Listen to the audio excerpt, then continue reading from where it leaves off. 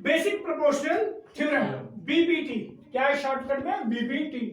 If A line is parallel to the side of a triangle which intersect the other side into two distinct points, then a line divides those sides in proportion.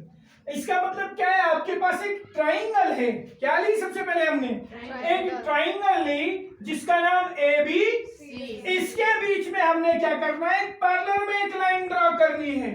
इस BC के parallel कौन सी line है? ये सब D. इसके parallel में मैंने यहाँ पे एक लाइन ड्रॉ की जिसका नाम क्या दिया मैंने? डी। इन ट्राइंगल ABC, ये जो हमारे पास ट्राइंगल थी ABC, where D parallel to BC, DE जो है वो पैरेलल है किसके? BC के। टू प्रूव, अब हमने इसी ट्राइंगल को प्रूफ करना है AD अपॉन DB। ये AD जो है वो DB के बराबर है। AE upon EC, AE upon EC। जो इसमें हमने दो डिस्टिंक्ट पॉइंट, यहां पे दो पॉइंट लिए थे हमने इसके बीच में, और इसको दो में डिवाइड किया था ना। अब देखो जितना ये होगा उतना ही ये होगा, ठीक है? जितना ये उतना ही। अब इसमें क्या है? इसमें तीन पॉइंट बन गए, AD upon DB, AD upon DB। ये वाली side AE upon EC, AE upon EC। ये वाली साइड इतनी है। क्या ये दोनों बराबर है?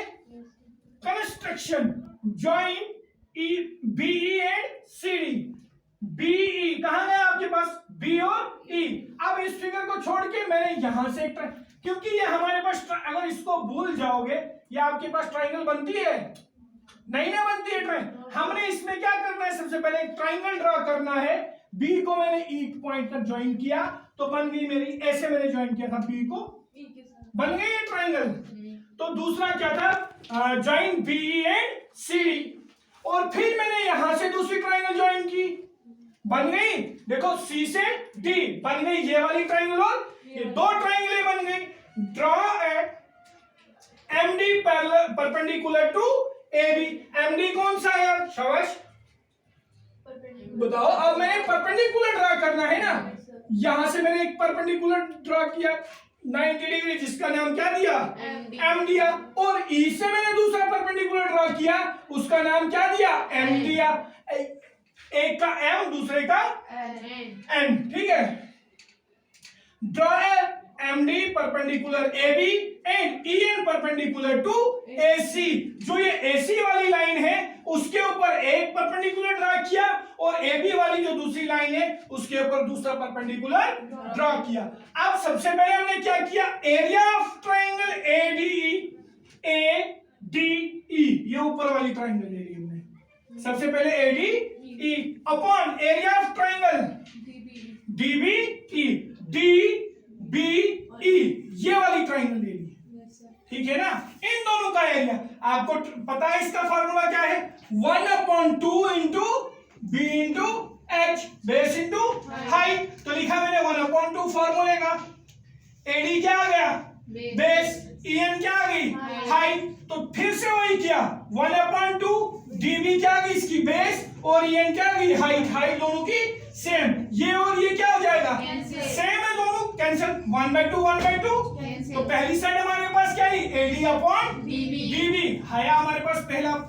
अब दूसरा है एरिया ऑफ ट्राइंगल ADE। अब हमने कौन सी ली? ADE, ये वाली triangle.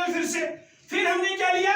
Area of triangle DBC, DBC, ये वाली DBC, ठीक है? उसके बाद फिर से सेम वही 1/2 into base into height, AE into DM, 1/2 into EC upon DM, DM cancel, 1/2 AE upon EC, ये आपके पास सेकंड आ गया। अब इसमें क्या होता है? If two triangles are on the same base, जब दो ट्राइंगलें क्या होती हैं? सेम बेस के ऊपर, between the same parallel lines, और जो उसके बीच में सेम पैरेलल लाइंस होती है, then their area is always equal. उनका एरिया क्या होता है? इक्वल होता है।